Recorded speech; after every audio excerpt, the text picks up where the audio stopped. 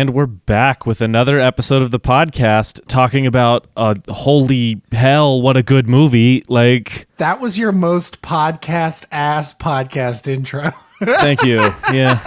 Smash that like button. What's up, dudes? Welcome back to the pod. The pivot on this is going to be insane, which is we did this because we lost Robert Redford. Yeah. Okay. Damn. Yeah. Which this was your idea to do a Robert Redford movie after his passing, which is a great idea. You and I think both have not seen several of his most famous movies. I haven't seen any of them. Yeah. I've only seen The Great Gatsby and Winter Soldier. I have seen almost nothing with him in it. Now, voice acting here, as far as his most famous stuff, I haven't seen the Sting. I haven't seen Butch Cassidy and Sundance Kid. I haven't seen this. A bunch of his absolute classics I had not seen before this. So I thought this would be an excellent opportunity. We were between this and Butch Cassidy and the Sundance Kid. We were between this and that movie, and we decided to go with this one. And I couldn't have gone wrong. So for me, I haven't seen 3 Days at the Condor. I haven't seen The Sting. Haven't seen Butch Cassidy. Haven't seen Out of Africa, The Old Man with the Gun. The Candidate, Sneaker. I haven't seen a bunch of his movies. And I'm very busy. Now that being said, the funny thing is, in the wake of his passing, I ended up watching weird ones of his. I watched A Bridge Too Far, which has every actor from the 70s in it. It's got Gene Hackman, Michael Caine, Robert Redford, Sean Connery. It's literally the list is just crazy, and it doesn't stop. It's a pretty good movie. He shows up in the third act and is very good in his role. I watched Lions for Lambs, I think is the title. It's one of the movies he directed with Andrew Garfield, Tom Cruise, and Meryl Streep. It was fine. I really loved all the performances in it. Him, almost more than anyone. That's another partially journalism movie, partially political science movie. Pretty good, but like you, I've seen very few of his movies, and he's one of the most important figures in American cinema, not only for his work as arguably top 5 film star of all time, but also for the Sundance Film Festival. Yeah.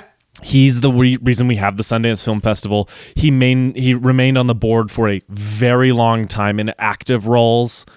And then even after he kind of stopped doing the active part of it, he still would show up to board meetings and kind of throw in guidance and help and show up to a ton of the workshops that they would do, which is the underrated part of the that's the part of the Sundance Film Festival that's still super important, is all of the workshops and fellowships that they do. And he was very active in those. And hearing about his passing was shockingly sad for me, for somebody who is not as familiar with his film work as I should be as a film nerd and lover of movies. But he's just such a titan of cinema, and every time he's on screen, you kind of you're locked on him. Yeah. And so, we watched All the President's Men, and I think we haven't discussed hardly anything other than the fact that we both really liked it. But guys, shocking to find out that one of the best movies ever made is truly incredible. Movies are back, boys. Movies are back. Movies are back in the 1970s. That's when they came back. It is incredible. For movies like this that you have been talked about endlessly since they've come out, it's kind of hard to gauge truly, just without having seen it, to truly gauge what the experience will be like before watching it, and whether it will truly kind of stand up to modern sensibilities, i.e. my taste today. Will it stand up? And head and shoulders over basically every other movie. This movie rules. Breck and I's recent thing has been to when a movie starts, we watched Peeping Tom recently, which is kind of until recently a little bit of a forgotten movie, and has now gotten the popularity always should have had. It came out 4 months before Psycho and is way darker than Psycho, but Psycho became famous, and this was panned for being so dark. It's really fascinating. That's an interesting movie. You should look it up. But in 3 minutes into that movie, we're if you make a movie that looks this good now, they take you out back and shoot you. You're just not allowed to do it anymore. And that is this movie to a T. it is so gorgeous on pretty much every level that filmmaking can be gorgeous. Yeah. It is absolutely just a stunning piece of cinema. Yeah. And haunting and so topical for today, like part of the reason why we chose it. Oh, very, very much so. Yeah, I mean, Breck and I sat there after it ended in silence for like 10 minutes, and then we just looked at each other and went, if this happened today, no, there would be no repercussions, like none whatsoever. It's happening today. Yeah, and there are no repercussions. Right now, yes, like they're blatant about it. And it's scary, dude. Yeah. Like, but going into this, I mean, it's interesting to talk about because like we all know about Watergate. Yeah. So like going into this movie, knowing everything about Watergate, I think that helped me kind of laser focus on the filmmaking. And, it's like, I didn't know all of the details about how they pieced this together. I didn't know all the names, but I knew where it ended, and I knew that the journalist did. I knew that they would have had to, I could follow the broad strokes enough that I didn't have to like take notes, because there's a lot of names thrown around in this movie. There's a lot of names, a lot of ideas, a lot of like journalistic lingo that they don't really explain. They just go with. Yeah. And I love that. Like, that's absolutely a compliment to this movie. But it was so nice to watch it and just be like, oh, damn, like that shot. Oh, wow, this. Oh, holy crap, these performances. Like, him and Dustin Hoffman are absolutely electric together. Like, which Dustin Hoffman, also one of our great movie stars, especially for his era. Yeah. But yeah, like, how did this movie play for you? Like, it's slow. Like, I kind of described it as like, it's slow, but it's got an electricity to it. Like, it's just got this feeling, Yeah, it's like I wouldn't even describe it as slow personally. Yeah. Because like it's methodical. You know what I mean? Like, yes. And there are like it has like such a great pace, and yet also every scene takes its time and has breath, and it isn't like rushed through. Like, there are moments in. I before talking today, I watched Patrick H. Willems' video about documents movies. Oh, an incredible video! and it made me think of like Zodiac, where there are these moments where, the movie comes to an absolute halt. Yeah, and then right after that, it kind of gets frenetic. You know what I mean? Like, the pace really, really quickens up.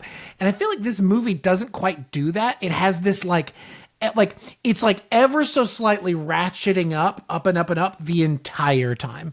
Like, I don't think there are any like big crashes of energy throughout the movie. Like, it just slowly gets like more and more intense over time in a way that I absolutely love. Like, by the end of the movie, you are sitting on the edge of your seat. When Dustin Hoffman is counting to 10, that is genuinely one of the most thrilling moments in any movie I've ever seen. I threw my hands in the air like it was a touchdown at my favorite sporting event. Like, like I was like, holy, like I grabbed Breck's arm. I was like, I am so exhausted. The first time like, you had seen this? I'd never seen All the President's Men. Oh, yeah. For some reason I thought you had seen it. Okay, nope. Fascinating. This is a first for both of us, so it'll be a little bit of a scattered discussion in terms of like how we jump from one thing to another. Had you seen Butch Cassidy and Sundance Kid? I've never seen Butch Cassidy. Yeah. Okay, fascinating. Okay. Yeah. Because for some reason I thought you had seen both of those, so I was like, no. Which one do you think? This is kind of a win either way for me, because I want to. I weirdly hard to find on Blu-ray this movie. It's not streaming fucking anywhere. I had to rent it. So did I. Yeah, I went to multiple. There's a record store by me that has like a great, like a legitimately incredible selection of Blu-rays. Yeah. Like really obscure stuff. Could not find a copy. The only way I could justify getting it on Blu-ray from like a reputable, like it's on Amazon, but I think it's like resellers on Amazon, was to get the Columbia Classics box set, which is like 25 movies. I found a really good sale on it, but I owned like almost all of the movies already. And so I was like, I can't justify this. So I'm hoping a 4K of this movie comes out through Criterion or Kino Lorber soon, and I can buy it because I love this movie. Yeah. But no, I sadly, Butch Cassidy and the Sundance Kid is also a little bit difficult to find on Blu-ray. So I also have not seen that one. That's just a film preservation thing. This is an important movie I feel like I should own. I couldn't believe that this isn't on HBO Max. This is a Warner Brothers movie. I couldn't believe this.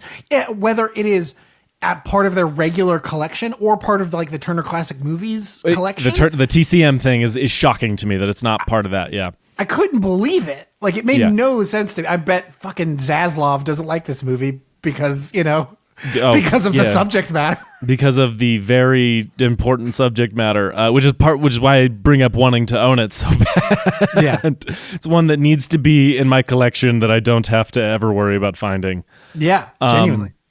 But yeah, anyway, so I'm not sure what to talk about. Oh, I want to talk about this next. Before, as we kind of talk about visuals and such, I want to talk about blocking.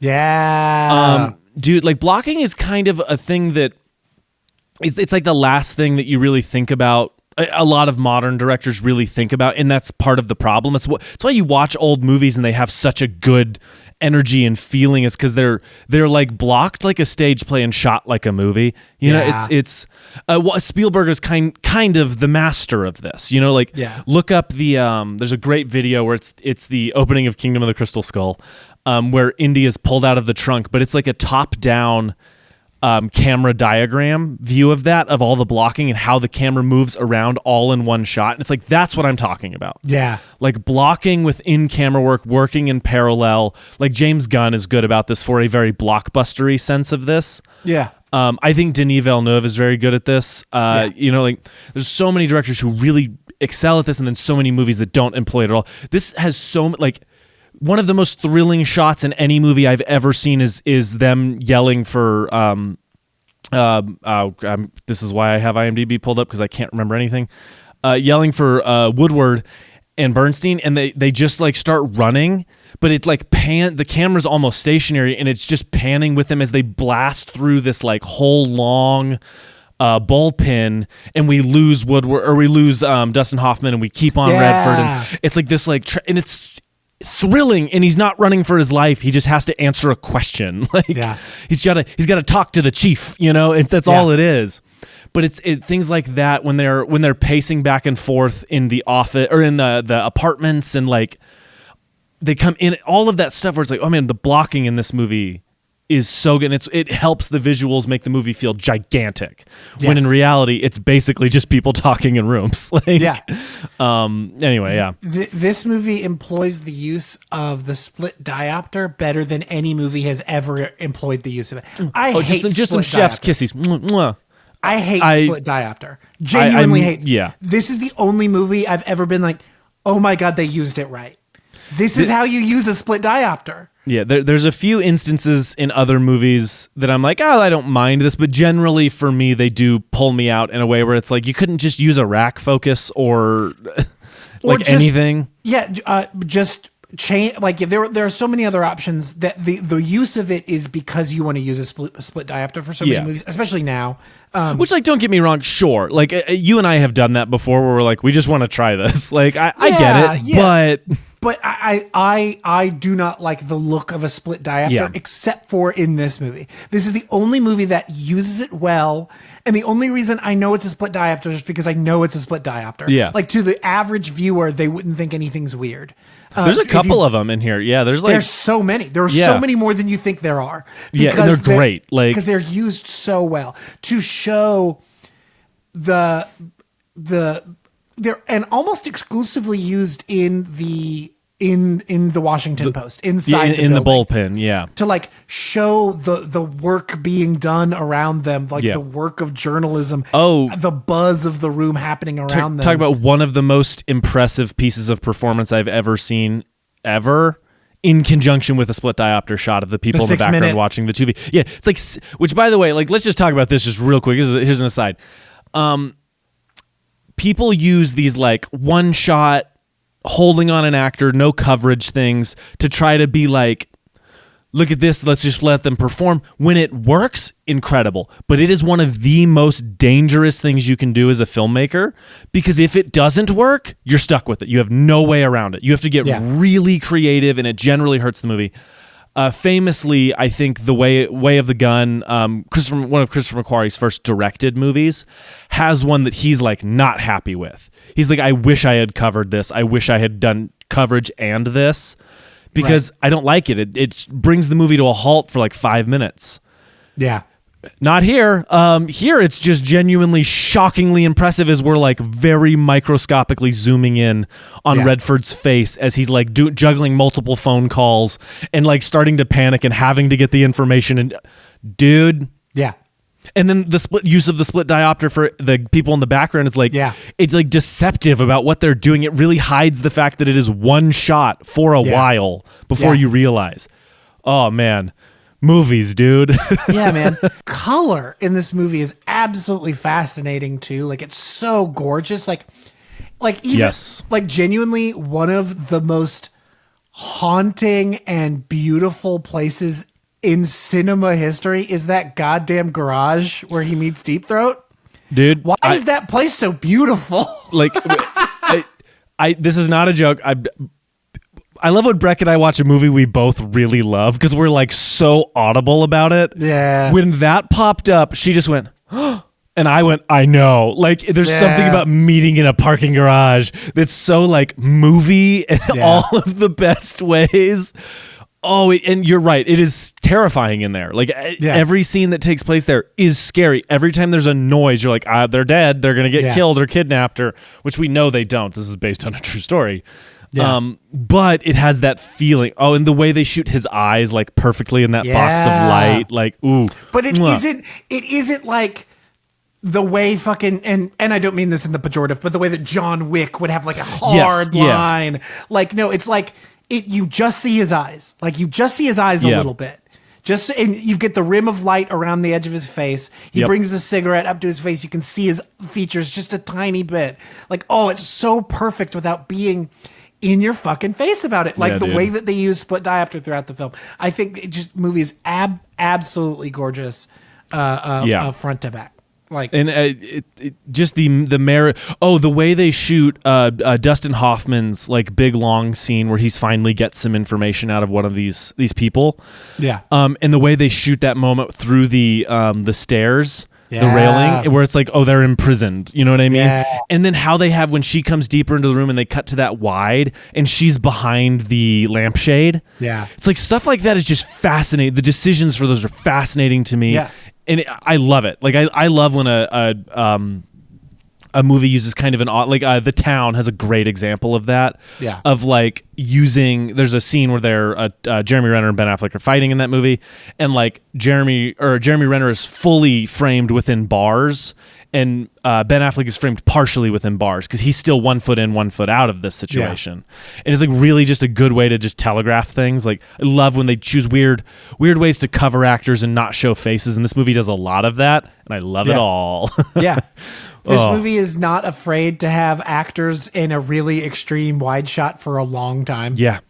Oh, yeah. And like, it's Robert Redford. You want a close-up of that gorgeous face. Yeah. But like, it keeps it in a wide shot for a really long time because it doesn't, this movie is so unafraid of keeping it wide or confidence, man. Like, it's so good. This is the only way to describe the cinematography and the directing and the acting and the writing is just confidence. Yeah. Like I'm sure there was not a lot of that on set because you're always worried on set, but like it feels like every person knew they were making a Stone Cold classic. Like, yeah.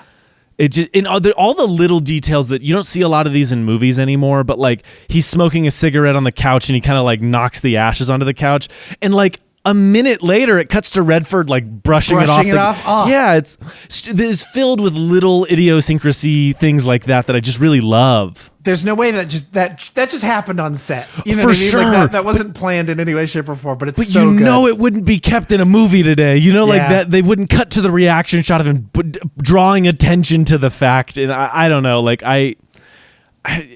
the way they shoot them meeting the first time we see them meet, where he's like, he puts the copy on the typist's like desk and then sits down and then he watches it happen. It's like all of that is just played on silence. Yes. For like 3 or 4 minutes, and it just culminates in a very short little confrontation that doesn't go how you think it's going to go. Let's talk about silence for a minute. Do you know at what point score enters the movie? I do not, because I didn't even think about it. No, is it 30 minutes? Mwah. You don't hear a single piece of score until 30 minutes into the movie. And I'm pretty sure score only enters the film like 3 or 4 times. Dude, for little short chunks. That's the beauty of this movie. Is I had no clue. I was so locked in. Megan pointed it out to me, and she was like, she's like, yeah, the only time you hear the score is when they make a breakthrough. And I'm like, Whoa, I didn't even genius. Either when they're about to make a breakthrough or they just made a breakthrough. Or they fail to. There's like one or two moments where that famous shot, the top-down shot in the Library of Congress, where it's like zooming up, where there's just like a little thing underneath it. You know what I mean? That's the first point where you hear score. Yeah. That is the first. And it's when they're locking in, when they they don't get anything there, but they're like, they realize something had to have happened. You know, like, so you're right. It's a breakthrough. Dude, which by the way, that shot, so good. Classic. I mean, it is been parodied on The Simpsons. That is how classic that shot is. What we should also talk about how I think this is a big part of what makes this movie as good as it is how funny it is. I was gonna bring that up. Dude, this movie has some genuinely good laughs in it. Like they're like, what are we gonna do? Go back? Hard cut to them knocking on the door again to just ask another question. Like, tosses a cookie at him. He's like, I don't want a cookie. And he's it's like 4 seconds. It's like, throws a cookie. I don't want a cookie. Puts it down and then he starts typing again. And then they go right back to the conversation. It's like such a quick moment, but genuinely me and Meg like openly laughed. Yeah, it is. When he's like pulling the napkins out of his pockets, he's like, I was guzzling 20. You'd be crazy too if you had 27 coffees. Like, I was writing things in napkins and in the bathroom and between, like, funny. There's not like quote unquote jokes per se, not a lot at least. It's just a funny movie. The filmmaking is funny. Yeah, it is also incredibly funny. Because people are funny. People have those weird, you could do it. That scene could have gone, what are we just going to go back? Well, yeah, I think we need to. And then have them but instead it's like, what are we going to do? Go back? Hard cut. Boom, we're there. That is a joke on a cut, baby. That's really good stuff. Yeah. But it's like, you wouldn't be wrong for not really laughing, but you wouldn't be wrong for laughing. Like, it's, you know it's like, I didn't like laugh out loud a ton, but there was a lot where I was like, huh, like, that's really good. That's a good bit. Yeah, I am enamored with this. It's been a while since we've talked about one on the podcast that I think both of us have just been like, holy hell, this is awesome. I'll be honest. When I saw how it was, this movie's like 2 hours, 18 minutes long. It's long. When I watched it last night, we watched it kind of late last night, and I was like, not really wanting, like, I wasn't really super in the mood to watch something like kind of heavy or kind of like long like that. I was like, all right. And then we're like 2 minutes in. I'm like, okay, I'm locked the fuck in. Like, I'm instantly locked the fuck in. I genuinely believe that's the power of the 1970s, baby. Like, there's something about 1970s movies cocaine, where you're just man. It used to be cocaine in the 70s used to be so good. Yeah, it used to be so pure. When are we going to get 70s cocaine back? Dude, finally, we're having the important conversations on this podcast. For real. Yeah, I'm like, I've thought about it nonstop. I watched it a couple days ago, and I've seen, after I saw this will be my recommendations. I'll talk about it at the end, but then I saw One Battle After Another. Oh, I can't wait to go see it. And let me tell you, dude, I've seen The Face of God twice cinematically recently. Yeah. And it's been amazing. But I've just constantly been thinking about this movie. Yeah. Like how influential it feels without being one of those things that feels like influenced to death, where it's almost like you watch this and you're like, I've seen this a million times done better. It's like, no. Often parodied, never perfected, never topped, tons of movies do this, but something about this one is just works. Yeah. Story, writing. Yeah. I think it's one of the most perfect scripts ever. Like, I'm gonna track down a copy of it and read it. I'm desperate to know what that looked like and how it felt. Yeah, so first off, I think it's important to note this is one of the most factually accurate movies ever. Like, because it's based off of the book written by the people that the movie is about. Woodward and Bernstein. Yeah. Yeah. I also think that it helps that it was made 3 years after it happened. You know what I mean? Like, everything is still fresh. You know what I mean? You don't need a dramaturg on set in order to get all of the details right. It's like, no, made in the era that it happened. I still have the same pen I was using. You know what I mean? Yeah. Like that kind of thing. So, I'm at the same desk. Like, right. So like, I think it's important. And I think this movie, there are other movies in its same lineage. What's the one about the Catholic, the one from the 2015 Spotlight. Thank you. Spotlight. Spotlight was super influenced here. Yeah. But like, I think this is really important to hit on is how important the journalism is to the movie and how good the journalism is in the movie. Yeah, how much fact checking, how much like running down leads and trying to put down connections and hearing something somebody say and makes me go, okay, now I need to look into that. Like all of those little, it doesn't feel like a jigsaw puzzle. You know what I mean? Yeah. Like it doesn't. It feels like they're having to also figure out what the image on the picture is. You know, like they're like, I don't know what I'm trying to build yet. Like editors meetings of what are we going to put where? Like, you know what I mean? Like things like that. Like just like editing and that kind of thing is so important to this movie, and it's really important to highlight in this world where journalism is being attacked constantly. I mean, literally just going down the dictator playbook of let's attack journalism. All the journalists who don't agree with me, you know? Yes. Yeah. And then like, that's... Yeah. I think this movie is incredibly important for... Yeah. Showing good journalism being done and showing good journalism accurately. I made the joke about Superman where it's like the journalism is not accurate or good, but the fact that the journalists are important to the story are the heroes. Really you know what I mean? They're the good guys. That is really important to highlight in times like this. And this movie is... I mean, I can't, other than movies like Spotlight, I can't think of movies that do, and I haven't seen Spotlight, but I can't think of a movie that does this better than this. Like, yeah. Oh, yeah, totally. Like, and I think it's much more important than a movie like this gets journalism correct. But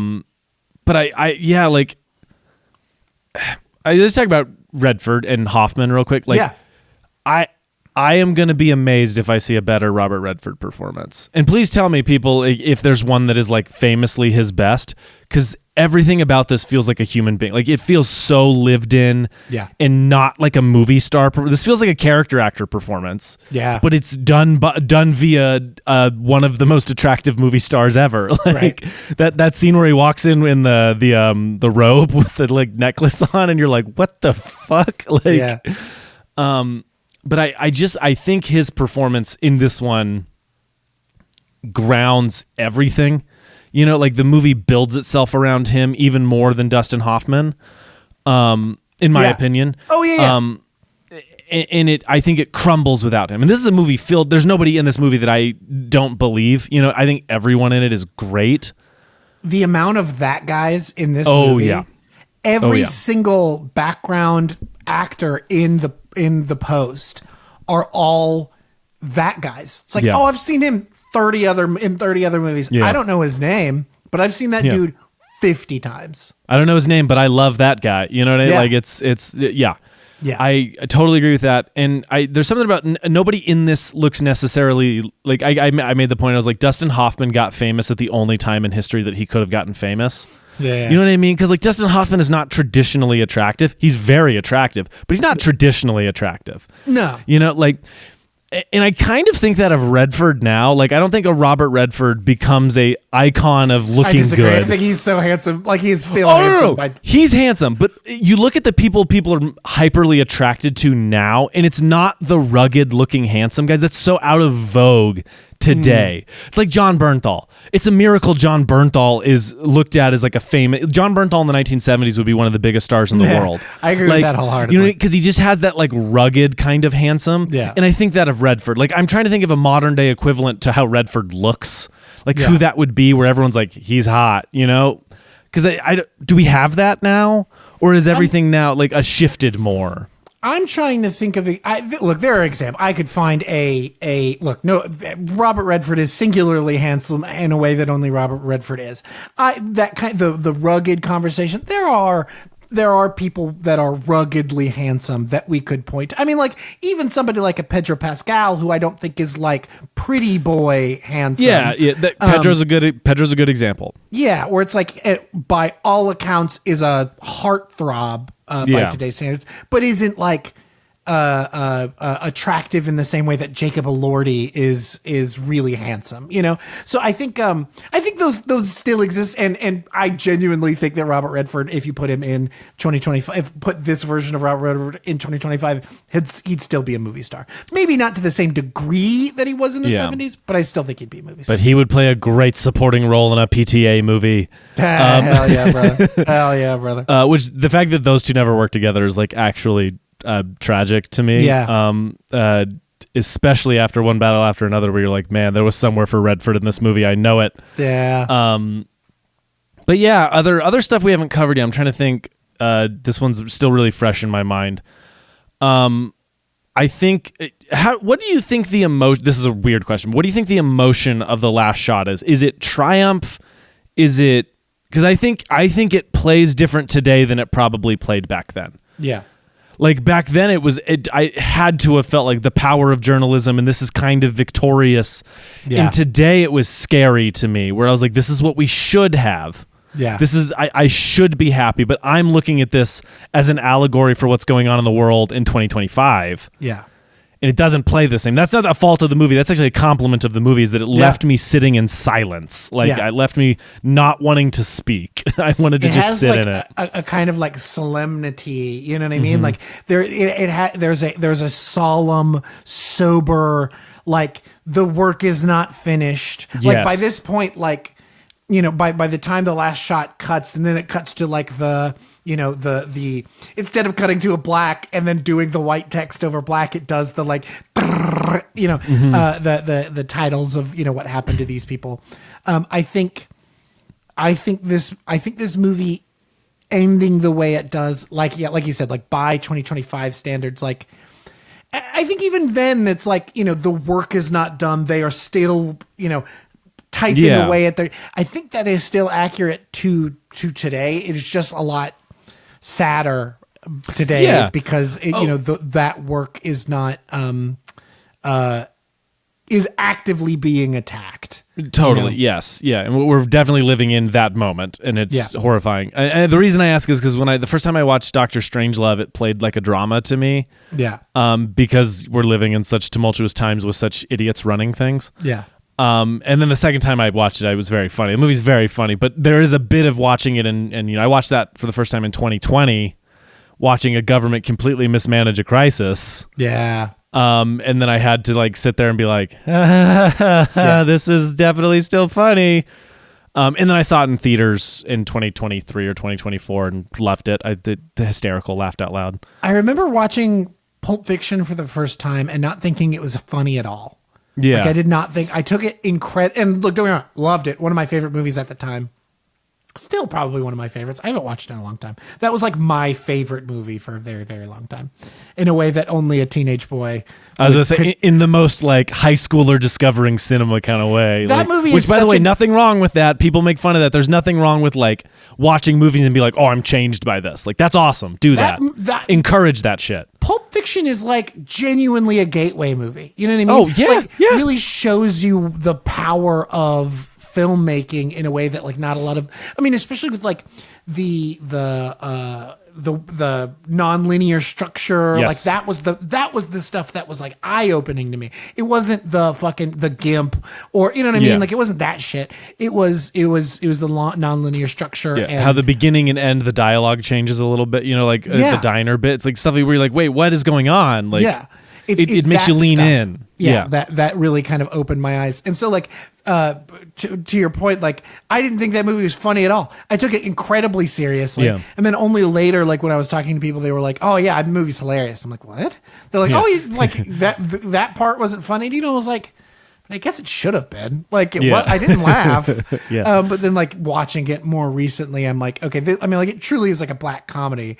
But yeah, like slight bit tangent there. Yeah. But I think another thing that I really appreciate about this movie is that like it doesn't try to overdevelop these characters and like show everything about their personal lives, because it's just like so not about that. Yeah. Like, and yet they are still fully fleshed out 3-dimensional human beings, you know? Like it isn't about Robert Redford's love life because that is so unconsequential to the film. It does so much of that through the like set deck and stuff, you know, like his apartment is just littered with newspapers and shit like that, like littered with newspapers and overflowing with like stuff. The news is always on, you know, like that's what it tells you everything you need to know about that guy right there. Like just through that. The set deck in this movie, the post, everything in the oh my God, I want one of those chairs so bad. Yeah. I think you should get one. During the movie, I pulled my phone out just to find the name. It's the Steelcase 451. Okay. So I will be finding a Steelcase 451 online, or a dupe of some kind. I want one of those chairs so bad. Get it. Because it would fit my little writing desk that I built recently. It would fit that perfectly. Oh, did you find a desk for that, by the way? I did indeed. Cool. I found two. I found a free one that is way too big. Yeah. And then I bought one for $40 and it's gorgeous on shout out Facebook Marketplace. You don't need a shout out. Fuck you, Facebook. But the marketplace side of it is kind of nice. it definitely can be. You can find some amazing deals, and then you can find people selling really, really old racist ass shit. That is the like other old, side like mammy kind of stuff. I'm like, who would want to own this? A lot of people, apparently. Anyways, any other thoughts? I feel like we all we've done is gush, but we haven't talked. I don't know. Like it's one of those. It's sometimes we watch a great movie and we're like, what are we gonna add to this? So let's just kind of gush about it. Yeah. I don't really have like that much to say, because I do kind of think this is a little bit of a perfect movie. Yeah. Like I can't think of a structure thing where I was like, well, you could have done this. It's like, no. Everything happened when it needed to happen, how it needed to happen. Like, I like the addition of the their immediate boss going to bat for those two, being able to, he's like, cause they're hungry. You know what I mean? Yeah. And like, I think there's such a lesson to be learned out of that. Just as a person, you know, it's like you can not have the most experience, but if you're hungry enough, dude, go for it. Do it. Nothing. If you can be the reason you don't stop, you're golden. That's going to be the best asset you have in your entire life. So if you think there's don't like apply to everybody, I don't know what would. Exactly. You know, it's like for me, it's obviously like a filmmaking thing. It's like, I got to be my own industry and I got to put up my own work and do my own thing. I can't wait for the call. I have to be the person calling, you know, it's like, I got to do that. But it can be for anything. It can be for athletes. It can be for novelists. It can be for painters. It can be for lawyers, whatever, journalists, you know, like, I love your review of this a lot. How can you not be romantic about journalism? It's so true. It's so unbelievably true. How can you not be romantic about journalism? Yeah. So I don't know if I have a ton else to say. I think this is like kind of a perfect movie. And it's weird. It's crazy how one of the best movies ever is one of the best movies ever. Is one of the best movies ever. Yeah. Funny how that happens all the time. Yeah. And then sometimes doesn't. Occasionally you watch a famous movie, which I was a little scared. I always am a little scared when you watch like a hyper famous one. Yeah, man. That it won't pan out, but it's like watching like Gone with the Wind or something like that in today's eyes. It's and you're just like, whoa, rough. Why is this movie so long? Yeah. Also, why is this movie so long? Why is this movie so racist? Yeah. Anyway, do you have like a lesson, anything in particular? Just if you're gonna make one of the best movies ever made, just make one of the best movies ever made. Just do it. Like in a movie like this that is all about facts, that is all about truth, getting them right is incredibly important. Yes. Like, not every detail is the most interesting thing, but the fact that the fact that you're still getting it right or as close to right as you possibly can, I think is incredibly important. Find a way to make the facts cinematic. Don't change the facts in lieu of cinema. Like you can make just about anything cinematic. Yeah. There's a way. You can find it. All right. That scene happened at his house and not inside the post inside the building. Yeah. All right, fine. Like nobody's going to quibble over that kind of thing. But like making sure that the thing that they're discussing is the same the thing way they got the information is important, you know, yes, like incredibly. Those things. Did he really go, if I count down from 10? Is that exactly how that conversation went down? I don't know, but it is something like that. Yeah. This is just a punched up version of that. Again, watching a man in an office count to 10 you wouldn't think is one of that doesn't end in an explosion or is literally just a dude confirming information. Yeah. Has got to be one of the most thrilling moments in cinema history. Again, I threw my hands up in the air like the Dallas Cowboys scored a touchdown because that doesn't happen often. I would not throw my hands up for a Dallas touchdown at this point, but that's a I know you wouldn't. Anyway, for me, lesson-wise... You could listen to my thoughts on the Dallas Cowboys on our separate podcast. Yeah. Cowboy Screen Psyche. On the Patreon episode. The hell yeah, brother. No, but my lesson, I kind of talked about already, blocking. I just need to study blocking more. And this is a great example of that. Like, there's a million lessons in here. I mean, it's one of, again, like I said, one of the most perfect scripts ever written, I think. I just need to study blocking. I need to like watch a bunch of old movies and try to be like, okay, they're doing this and the camera's here and what's the relationship to the, and like take better note of those things for me. So that's my lesson. Yeah, you really do need to get better. Just kidding. I do. I got to. I'm just kidding. B segment? B segment. Let's do it. All right. I have got a wonderful game for you to play. And if you're watching along at home or you're watching on TikTok or wherever you are, play along and tell me how many you got right. This is all the questions, men. I'm going to give you a bunch of trivia questions with A through C options or A through D options, and you just tell me what the answer to the question is. Are you ready to begin? Let's do it. All right. First question: Robert Redford won his only Academy Award for directing which film? Ooh, directing. Isn't it Ordinary People? It is indeed.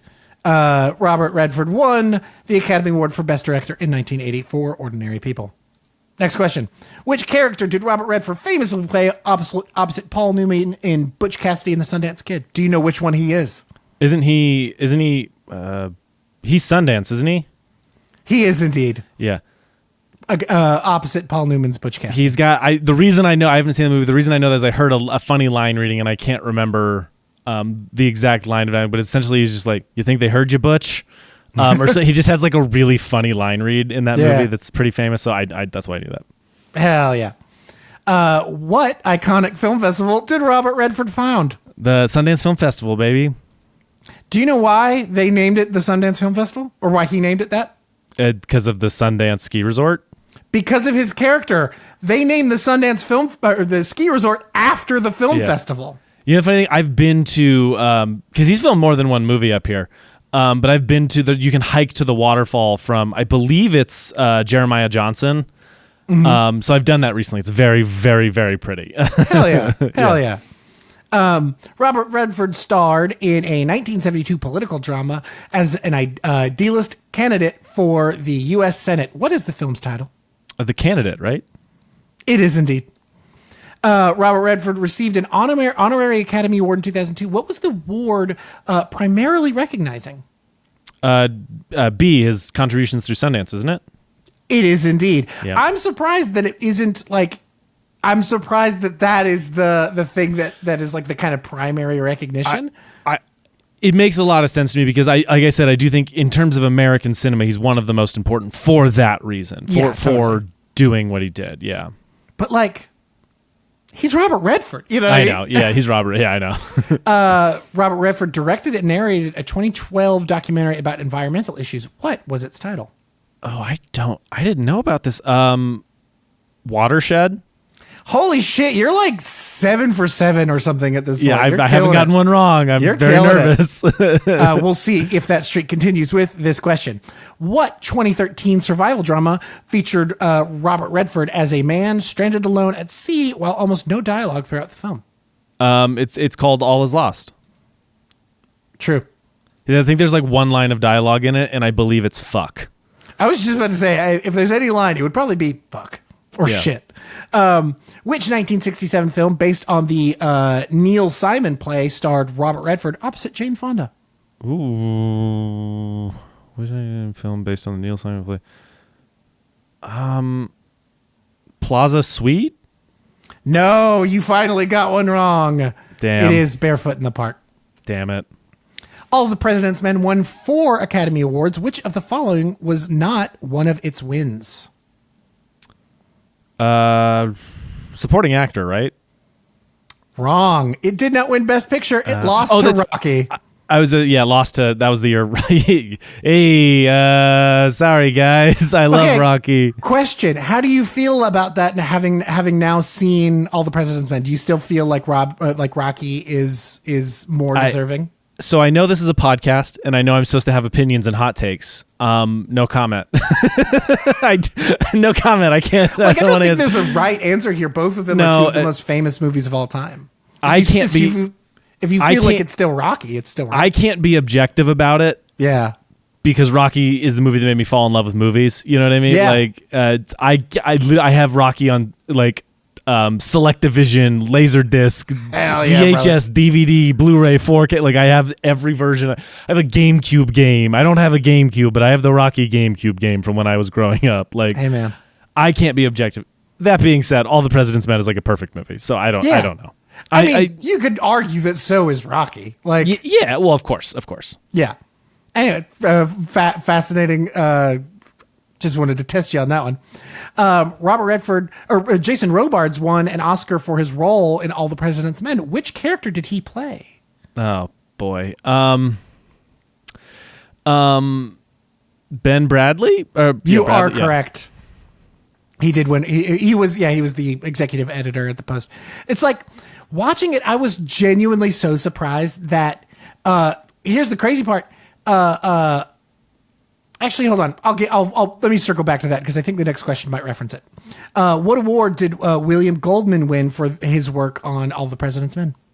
Adapted screenplay.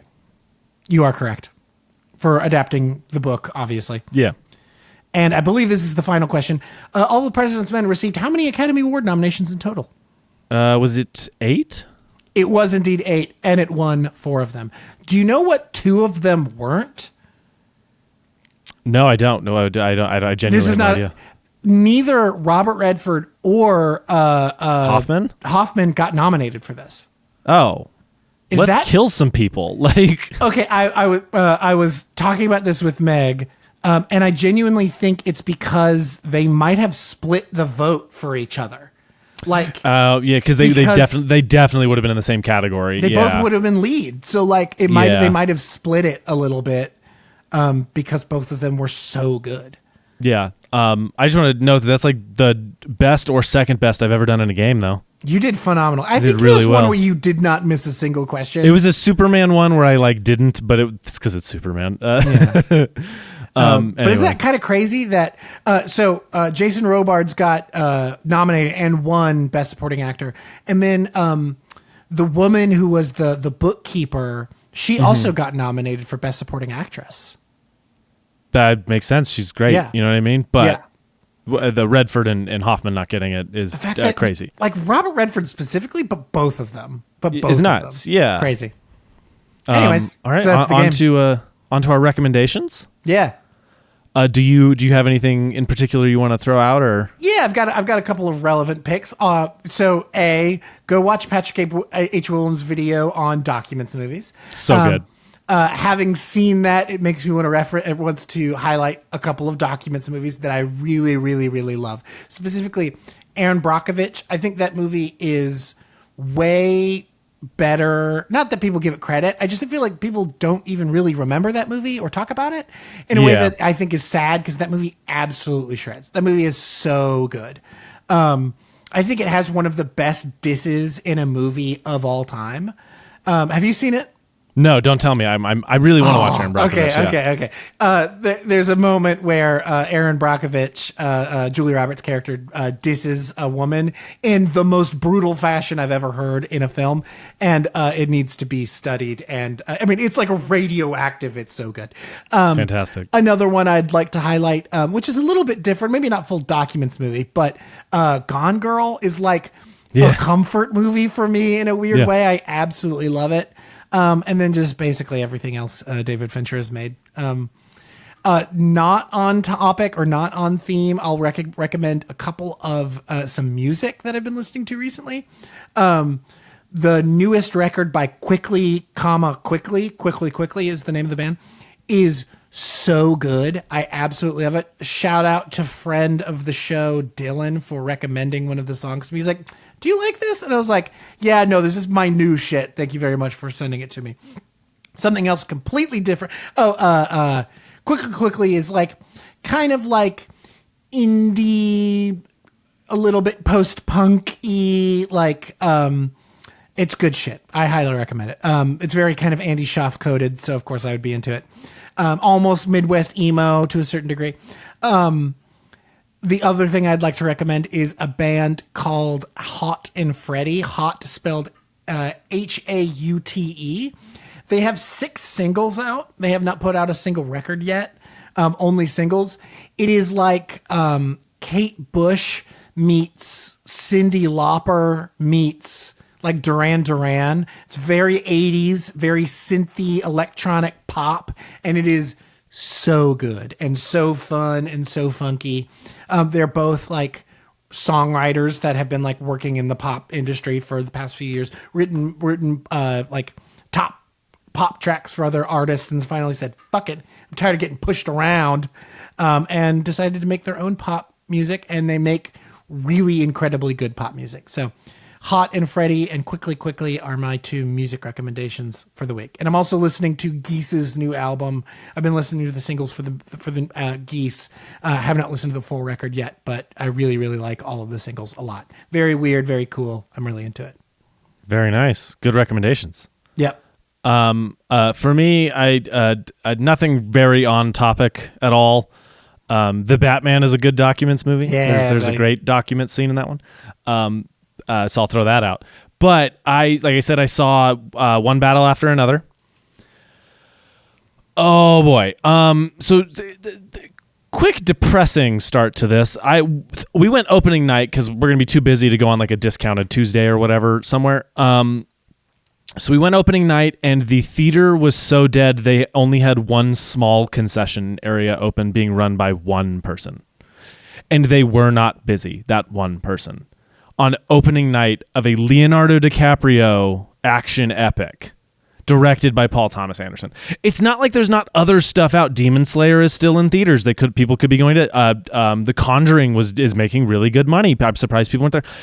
Our screening was basically empty, and it was like, but I checked the other showings. I checked because we didn't get to see it in IMAX. It just didn't work out time-wise. I will probably be going back to see it in IMAX because I need to.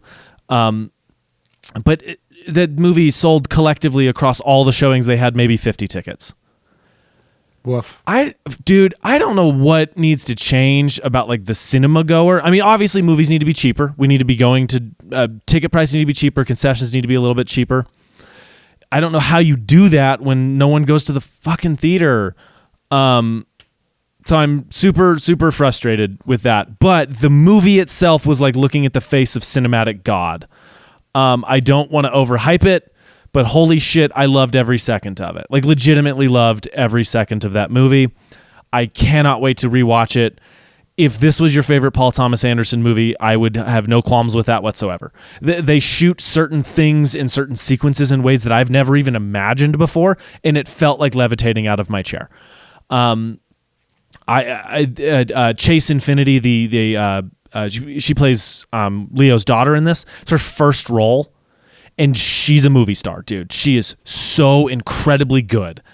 I absolutely loved this film. Like, for me, this year has been Sinners, Weapons, Superman, and One Battle After Another. By far, easily the best movies I've seen this year. Yeah. And holy shit, is this one just incredible. And please go see it in a theater.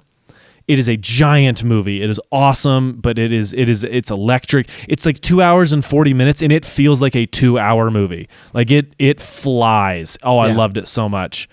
That's me raving about that. Other than that, and people are literally describing it as the movie of the decade. And I don't think that sometimes that will happen, and I'm like, what? But this one, no. If this is the movie of the decade for you, makes perfect sense to me.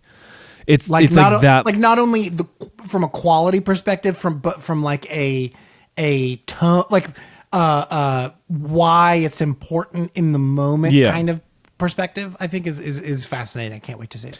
Oh, it's super topical, dude. Like, this movie is incredible. Other random recommendation I'll throw out is Teenage Mutant Ninja Turtles Mutant Mayhem. I listened to a podcast, the Script Apart podcast. It's very good. They just write, they interview writers, but like long form and much more like loosey-goosey, where they're kind of just talking about what happened. It's a good podcast. I listened to that one today out of the blue, and it made me want to rewatch Mutant Mayhem because that movie so good. Movie's fun. Awesome. Like, so anyway, those are my recommendations. I don't think I'm forgetting anything.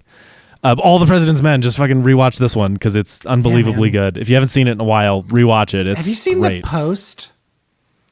I have seen The Post, yes. Okay, well, let's talk about that for like 5 seconds. Yeah. Because doesn't that movie end with the Watergate break-in? I think so. I saw it in theaters when it came out. I've not saw it. I believe it does, or something like that. Some or not equivalent, but something like a big breaking news story's beginning. Yeah. Yeah. Like no, if a breaking news story begins, it's Watergate. Like I'm like 99% sure that movie ends with Watergate. Yeah. And because like it's about the Washington Post right before Watergate. Like it's fast. Like Patrick H. Willems, who we love dearly on this show, clearly has a show about like unintentional universes. Like, and that is one of them is like the Watergate scandal. And because like the Post, Transformers is in that, I believe Transformers is part of that unintentional universe, which is a funny thing. Part of because it references like Nixon and shit? because they make the Watergate scandal part of the Transformer. Anyway, that's how in depth they get in that video. It's like the Tommy Westfall extended universe. It's crazy and it's great. Yeah. Did you like that movie? Because the idea of it, like, I thought about watching that before watching this and kind of seeing how it dovetails in story-wise. Comparatively, it's not the same, you know what I mean? But I remember thinking it was fine. I like I said, I've not rewatched it, and maybe I'm due for a rewatch, but I thought it was fine. I wasn't mad. I watched it. I had a good time. I thought it was a pretty good movie. I'm fascinated to watch it now just because like a bunch of the characters are the same people in both movies. You know what I mean? Yeah. It's about the Washington Post right before that time. So it'd be fascinating to see people's takes on the same real human being, and B, just to like see what led up to, from the Post's perspective, what led up to directly up to the Watergate scandal. Anyways. All right. Well, you got a bunch of stuff to watch. A bunch of existential crises to have, many things to listen to, a bunch of video essays, which we do highly recommend. We reference them all the time. Yeah. So you should go do those things. Or don't. I don't know. Live your life.